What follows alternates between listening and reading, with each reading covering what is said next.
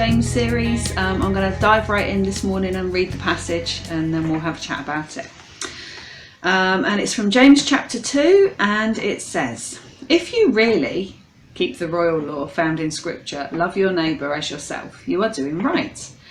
But if you show favouritism, you sin and are convicted by the law as lawbreakers. For whoever keeps the whole law and yet stumbles at just one point is guilty of breaking it all. For he who said, 'Do not commit adultery,' also said, 'Do not murder.' If you do not commit adultery but do commit murder, you have become a lawbreaker. Speak and act as those who are going to be judged by the law that gives freedom, because judgment without mercy will be shown to anyone who has not been merciful. Mercy triumphs over judgment." So there we go, James is lishing right in again, and I think the fundamental behind the questions that James is asking, or the statements that James is giving today, is how do we want to live? How do we want to conduct ourselves? What's the basis upon which we want to get on and live our lives? And I think that there are kind of two ways that we can choose to do that. And the first one is before we've met Jesus. Maybe all of us have got an experience of this to some degree or another, unless we met Jesus as a tiny, tiny little child. But we've probably all got an experience of this.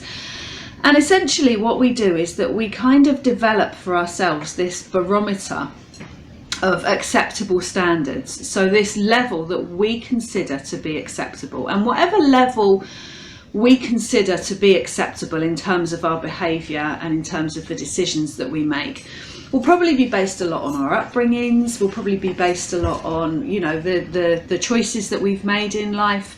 So we will decide for ourselves kind of what moral standards we've got. We will decide for ourselves I don't know, how much of our time we want to give to caring for other people or to voluntary work, and we'll develop this kind of barometer, and we'll look at it and we'll think, well, actually, yeah, that's acceptable. That's the way that I want to choose to live my life. That's how much I want to help other people. That's how much I want to put into my relationships. All of that sort of stuff. And we kind of wander around thinking that the standard that we have set for ourselves is acceptable, is okay. So, you know, we're doing okay, we're morally okay, we're, you know, our level of social justice is okay. Wherever we've decided to put our standard, we consider to be acceptable. And then it leads to this other thing, because we then start comparing ourselves to other people, because we have to. Because if we've got a level, the only way that we can judge whether we're doing okay or not is to compare ourselves to other people. So even when we've set our level of standard of living that we think is okay, we will know that there are people that we consider to be kind of like more saintly than us, you know, the people that really, I don't know, give their lives to the Red Cross, or do you know, anything like that. Those people that we think, oh wow, yeah, you know, they are, that my level is okay, you know, I'm all right, but yeah, I can see that they are, you know, really kind of saintly people. They are really people that have given their all, you know, NHS nurses, whatever it might be. But we could also sit from our position of deciding that the way we live is okay, and we can look at people and we can think, well, their level of morality or whatever isn't okay. Actually, they're living at a standard that is below what I would consider to be acceptable. So when we decide to live that way, it leads to two things. The first one is that the pressure is entirely on us to keep up standards, because we've set our own level and therefore we've got to live by our own level. And the problem with that is that we know the level of our standards that we've set can go up and down. You know, sometimes we'll do a really nice thing. Sometimes we'll go out of our way to help a friend or a colleague or whatever. And we'll be feeling particularly saintly that day, and we'll think, oh well, that was really nice of me, that was great. But our standards can slip as well, you know, and we can and they can change over time. So we can, start with maybe a particular moral code and then justify to ourselves why actually the behaviour that we're carrying out now is kind of okay. And that can lead to all sorts of challenging situations, and just trying to maintain that standard and just trying to keep something going. It's wearing, it's hard work. The other thing that happens instantly as soon as we decide to live by those standards is that we then have to become judgmental. And most people wouldn't want to be considered to be judgmental, but we have to become judgmental, because the only way that we can check our standards and check that we are living in a way that we would consider to be acceptable is to check against other people, is to see how other people are doing. So we're constantly then looking at other people to see whether we need to up our game or whether we're doing okay. And we can become, through that, really, really judgmental. And James comes along and he rips apart our trial, our trials to make that work, our trials to make that living by a barometer of acceptable standards work. And he makes reference to the law, and he then makes reference to the law that brings freedom, and considers them to be two entirely different things. Because you see, in the beginning, really early on in Christian history, or really, really early on in God's intervention into the world, he gave Moses the Ten Commandments. So most people have kind of heard of the Ten Commandments and think it's a great list of rules of things that you can't do. But basically what God was saying, the people wanted direction. So what God was saying to them was, look, there's some really basic, sensible, normal standards that you should be aspiring to. The first one being, recognize me.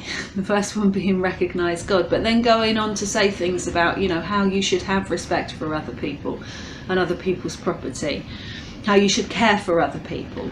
That was what the Ten Commandments were about. And then the church of the time took those basic, really sensible guidance ideas and turned them over and over and over into such a way of living that was so rule bound, that was so bound by law, that it got to the stage where the normal person in the street couldn't even follow them anymore. And then Jesus comes.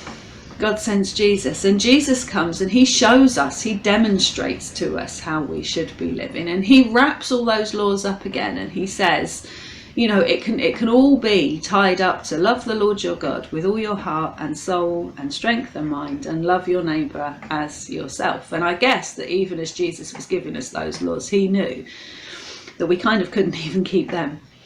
And maybe the church has done a really good job in some circumstances of adding to that all over again, until we come far away from what Jesus intended, and we make it back to the barometer of standards of acceptable behaviour again.